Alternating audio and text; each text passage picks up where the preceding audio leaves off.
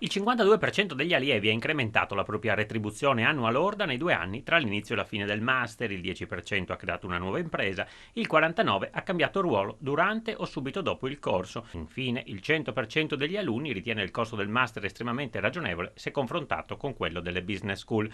Sono questi i numeri percentuali ricavati da un'indagine tra i primi 100 allievi che hanno completato l'Executive Master of Business Administration promosso da Università e Confindustria Udine, che testimoniano il positivo impatto che questo percorso di alta formazione ha avuto sul territorio friulano.